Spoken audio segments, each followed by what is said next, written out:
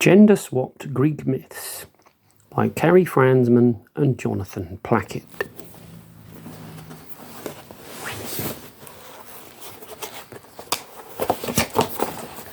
Odyssea and the Cyclopess. When the great city of Troy was taken, all the chiefs who had fought against it set sail for their homes. But there was wrath in heaven against them, for indeed they had borne themselves haughtily and cruelly in the day of their victory. Therefore they did not all find a safe and happy return.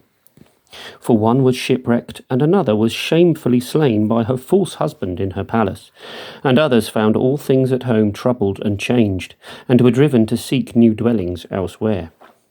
And some, whose husbands and friends and people had been still true to them through those 10 long years of absence, were driven far and wide about the world before they saw their native land again. And of all, the wise Odyssea was she who wandered furthest and suffered most. She was well nigh the last to sail, for she had tarried many days to do pleasure to Agamemnon, lady of all the Greeks. 12 ships she had with her, 12 she had brought to Troy, and in each there were some 50 women, being scarce half of those that had sailed in them in the old days. So many valiant heroines slept the last sleep by Simoa and Scamandra, and in the plain and on the seashore, slain in battle or by the shafts of Apollo. First they sailed northwest to the Thracian coast, where the Ciconians dwelt, who had helped the women of Troy. Their city they took, and in it much plunder, slaves and cattle and jars of fragrant wine, and might have escaped unhurt, but that they stayed to hold revel on the shore. For the Ciconians gathered their neighbours, being women of the same blood, and did battle with the invaders and drove them to their ships. And when Odyssea numbered her women, she found that she had lost 6 out of each ship. Scarce had she set out again, when the wind began to blow fiercely. So, seeing a smooth sandy beach, they drove the ships ashore and dragged them out of the reach of the waves, and waited till the storm should abate. And the third morning, being fair, they sailed again, and journeyed prosperously till they came to the very end of the great Peloponnesian land, where Cape Malea looks out upon the southern sea. But contrary currents baffled them, so that they could not round it, and the north wind blew so strongly that they must fain drive before it. And on the 10th day they came to the land where the lotus grows, a wondrous fruit, of which whosoever eats cares not to see country or husband or children again. Now the lotus eaters, for so they call the people of the land, were a kindly folk, and gave of the fruit to some of the sailors, not meaning them any harm, but thinking it to be the best that they had to give. These, when they had eaten, said that they would not sail any more over the sea, which when the wise Odyssea heard, she bade their comrades bind them and carry them, sadly complaining, to the ships. Then the wind having abated, they took to their oars and rowed for many days, till they came to the country where the Cyclopesses dwell.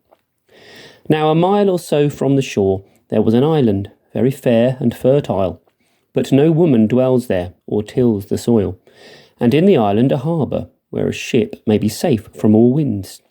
And at the head of the harbour a stream falling from the rock and whispering alders all about it. Into this the ships passed safely, and were hauled up on the beach, and the crews slept by them, waiting for the morning. And the next day they hunted the wild goats, of which there was great store on the island, and feasted right merrily on what they caught, with draughts of red wine, which they had carried off from the town of the Ciconians. But on the morrow Odyssea, for she was ever fond of adventure, and would know of every land to which she came what manner of women they were that dwelt there, took one of her 12 ships, and bade row to the land. There was a great hill sloping to the shore, and there rose up here and there a smoke from the caves where the Cyclopesses dwelt apart, holding no converse with each other, for they were a rude and savage folk, but ruled each her own household, not caring for others.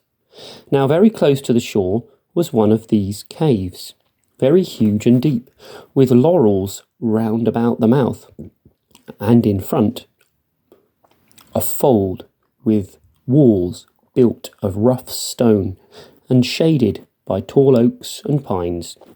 So Odyssea chose out of the crew the 12 bravest, and bade the rest guard the ship, and went to see what manner of dwelling this was, and who abode there.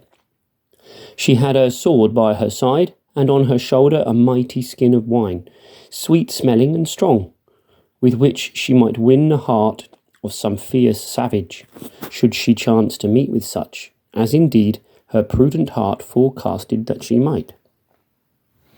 So they entered the cave, and judged that it was the dwelling of some rich and skilful shepherd. For within there were pens for the young of the sheep and of the goats, divided all according to their age, and there were baskets full of cheeses, and full milk pails ranged along the wall. But the Cyclopess herself was away in the pastures. Then the companions of Odyssea besought her that she would depart, taking with her, if she would, a store of cheeses and sundry of the lambs and of the kids. But she would not, for she wished to see after her wont what manner of hostess this strange shepherd might be. And truly she saw it to her cost.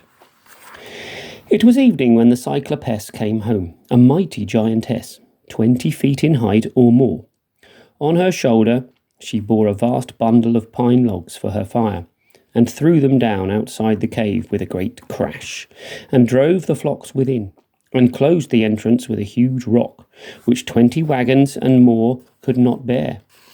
Then she milked the sheep and all the goats, and half of the milk she curdled for cheese, and half she set ready for herself when she should sup. Next she kindled a fire with the pine logs, and the flame lighted up all the cave, showing Odyssea and her comrades.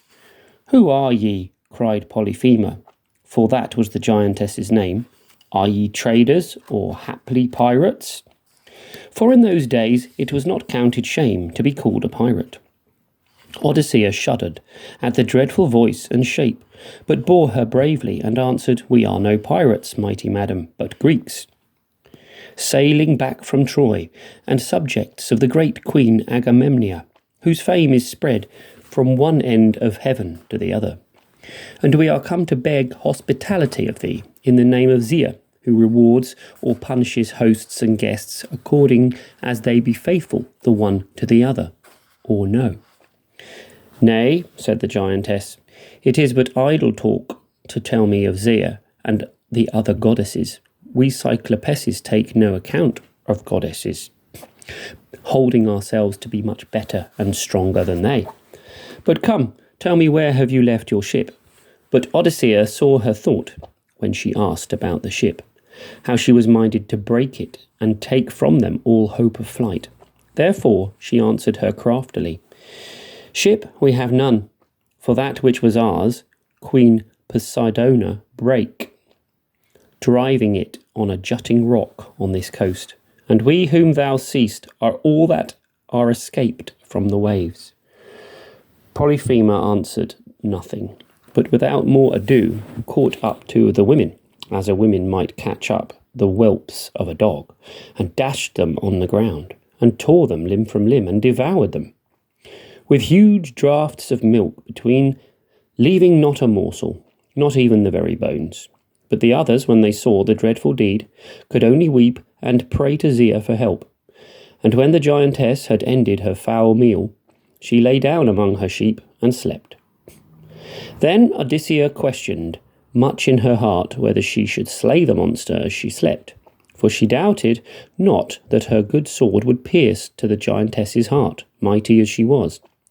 But being very wise, she remembered that, should she slay her, She and her comrades would yet perish miserably, for who should move away the great rock that lay against the door of the cave?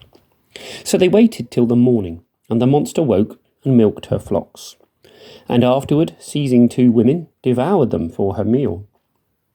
Then she went to the pastures, but put the great rock on the mouth of the cave, just as a woman puts down the lid upon her quiver. All that day, the wise Odyssea was thinking what she might best do to save herself and her companions, and the end of her thinking was this. There was a mighty pole in the cave, green wood of an olive tree, big as a ship's mast, which Polyphema purposed to use, when the smoke should have dried it as a walking staff. Of this she cut off a fathom's length, and her comrades sharpened it and hardened it in the fire, then hid it away. At evening the giantess came back and drove her sheep into the cave, nor left the ewes outside, as she had been wont to do before, but shut them in. And having duly done her shepherd's work, she made her cruel feast as before. Then Odyssea came forward with the wineskin in her hand, and said, "Drink, Cyclopess, now that thou hast feasted. Drink and see what precious things we had in our ship. But no one hereafter will come to thee with such like, if thou dealest with strangers as cruelly as thou hast dealt with us." End of part 1, page 114.